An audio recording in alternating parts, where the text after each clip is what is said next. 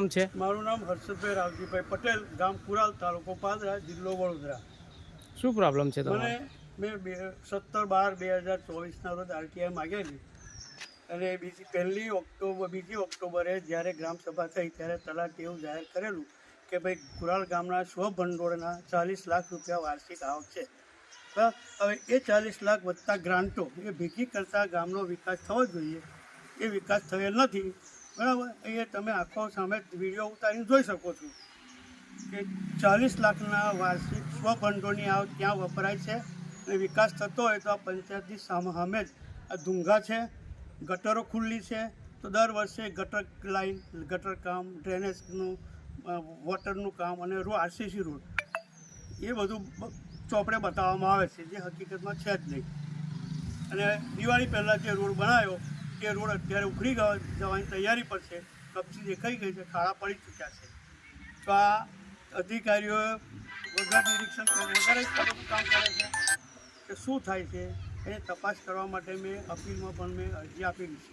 તો શું તમને જવાબ મળ્યો જ નથી? જવાબ પહેલો આપ્યો કે એમાં એવું બતાવવામાં આવ્યું કે ભાઈ 2014થી 2024 સુધીમાં આવાસો, ખાલી યાદી જ આપી. હવે અત્યારે કોમ્પ્યુટરાઇઝ યુગમાં યાદીને મેં વાર્ષિક માગ્યું હતું કે ભાઈ 2014માં કેટલા આવાસ ફળવાયા, 15માં કેટલા ફળવાયા, એ સંતોષકારક માહિતી આપી નથી. તો શું છે આગળ કાર્યવાહી? આગળ જો આનો નિકાલ નહીં આવે તો હું ભૂખ હડતાલ કરીશ. ભૂખ હડતાલ આ જીવન પર્યંત હું ભૂખ હડતાલ કરી અહીંયા જ. તલાટી સાહેબ શું કહેવા માગે છે? તલાટી સાહેબ એવું કહે છે કે સમય પૂરતો નથી. અત્યારે કોમ્પ્યુટર યુગમાં દરેક વર્ષનો રેકોર્ડ તો હોય જ. કમ્પલસરી આવે છે તલાટી સાહેબ? તલાટી એમનો જે અઠવાડિયાથી 2 દિવસ છે, 2 દિવસ માટે જ આવે છે. બરાબર છે. હવે વહીવટ અધિકારીઓ એ બધા હમણાં ત્યાં ધોબી ઘાટ બનાવ્યો છે. એક મહત્વની વાત છે કે જ્યાં ધોબી ઘાટ બને છે એ જગ્યાએ અવારું જગ્યા છે. હવે ત્યાં કોઈપણ સમાજની દીકરી ત્યાં કંઈક ધોવા જાય, અત્યારે પરપ્રાંતીય લોકો અહીંયા કુરાલમાં રહે છે જાય.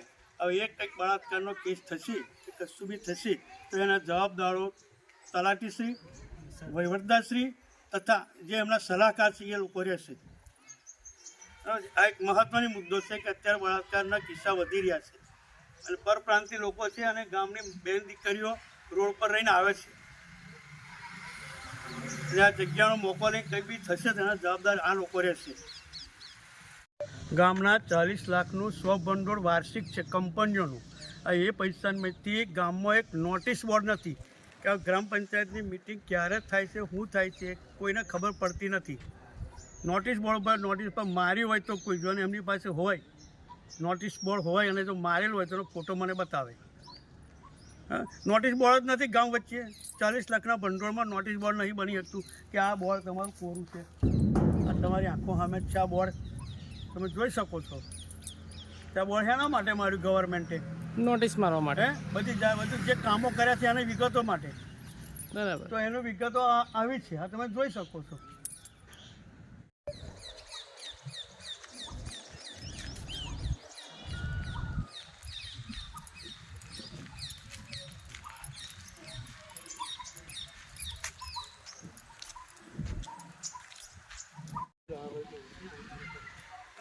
ઘરો બધા આવી જાય ને